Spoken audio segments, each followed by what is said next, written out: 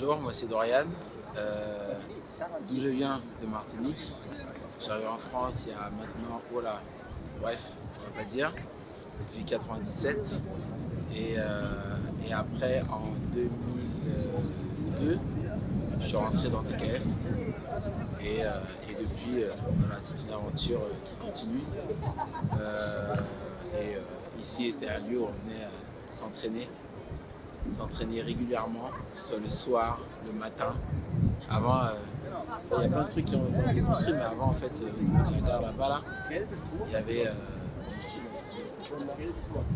il y avait un endroit où on s'entraînait, où tous les danseurs venaient s'entraîner parce qu'on avait été viré de Châtelet. Donc voilà, c'est un lieu où on a préparé beaucoup de compétitions, notamment un souvenir mémorable qui est Las Vegas 2011.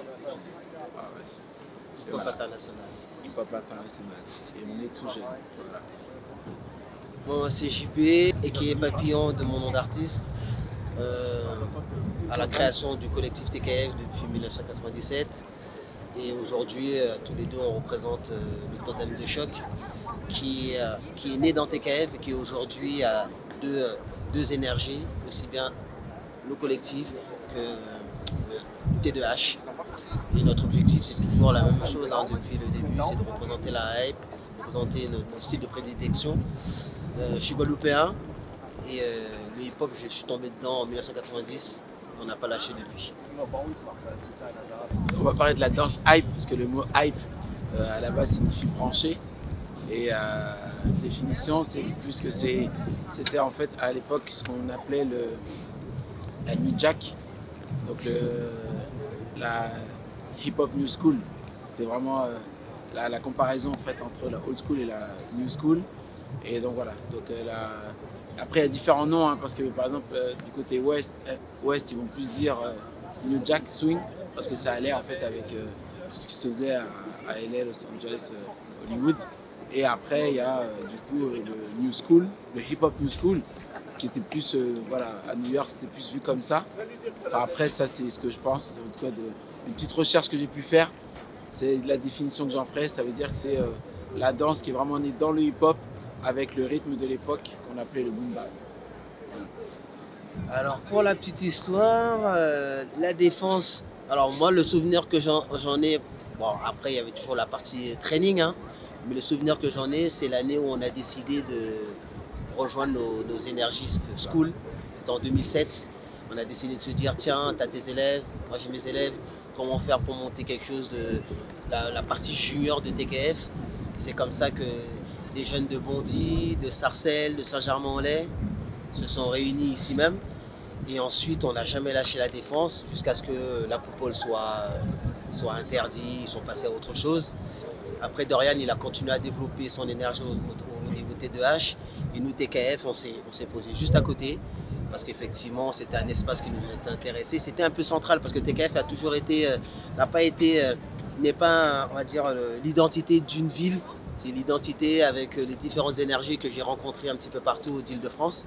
C'est toujours resté dans cet esprit-là, donc ce qui fait que, pareil, on se rejoint ici tous les dimanches, par exemple. Et ce sont des jeunes qui viennent de Tunis, d'Aulnay-sous-Bois, qui viennent du 15e et qui viennent de Saint-Germain-en-Laye. Ça a toujours été cette énergie de TKF. Donc voilà, donc pour nous, la défense, voilà. Pour certains, c'était Châtelet, mais pour nous, ça a toujours été la défense. On a aussi fait quelques sessions maintenant au 104, mais la défense pour nous a toujours été très importante. On est prof on va dire à 95% du temps. Et en fait, il y a ce petit 5% de plus de cordes de plus à notre arc qui vont être effectivement par exemple la gestion d'associations, la gestion d'événements, la gestion d'autres choses, des carrières des jeunes en fait qui nous demandent des conseils ou autres, le social. Et voilà, parce qu'effectivement on donne des cours, on vit de ça. Et après, à côté de ça, on peut quand même faire en sorte que la culture hip-hop soit partagée, car c'est quand même le plus important pour nous, au-delà de gagner notre vie en tant que prof. C'est surtout, nous, au départ, une passion. On est des transmetteurs passionnés et des danseurs passionnés.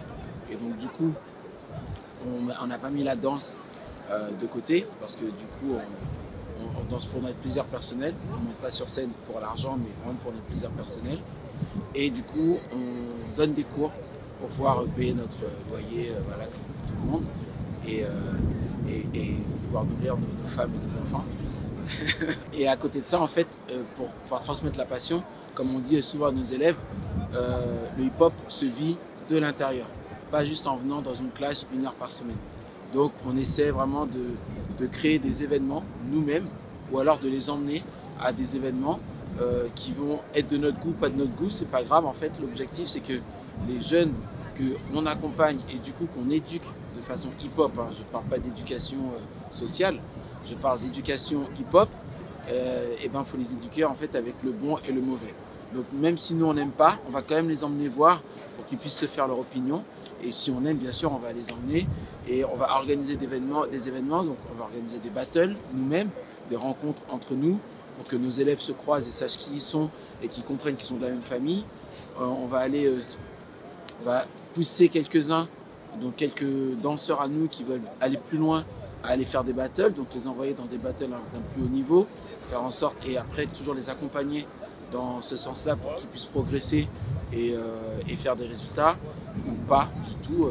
L'important c'est de se faire remarquer, et après organiser des spectacles, voilà, et faire avoir des petits groupes aussi qu'on va emmener, faire des concours, faire des petits trucs comme ça, pour vraiment qu'ils se disent ah ouais, ça c'est un truc de ouf, c'est cool, on vit un truc, on n'est pas juste dans notre cours, voilà, on vit une aventure. Et pour nous c'est ça en fait, le hip-hop est un parcours, et dans ce parcours tu as les cours, tu as les concours, tu as les battles, tu as les rencontres avec les autres, tu as les spectacles à aller voir, tu as l'analyse de la danse, tu as l'outfit. Bon là c'est plus compliqué parce qu'aujourd'hui de toute façon avec les réseaux tout le monde s'habille n'importe comment, donc c'est pas grave, on fait avec. Mais voilà, donc, du coup on essaie d'imposer un code vestimentaire, vraiment faire en sorte qu'il y ait une véritable discipline, car en plus de ça, à côté de ça, le hip-hop étant déjà mal vu, même si ça commence à changer un peu, peut-être avec les Jeux Olympiques en 2024 ça va changer un peu plus, mais on souffre encore en fait d'a priori et de préjugés, et nous on souhaite démontrer vraiment que vous pouvez avoir des a priori comme vous voulez, mais il y en a qui sont carrés et sérieux, et voilà, et on essaie vraiment à ce niveau là d'être disciplinés nous-mêmes pour que nos jeunes, quand ils sont à l'extérieur, montrent en fait l'image de ce que nous voulons montrer. On s'en moque de ce que les gens pensent, par contre on ne se moque pas de ce que nous on veut montrer.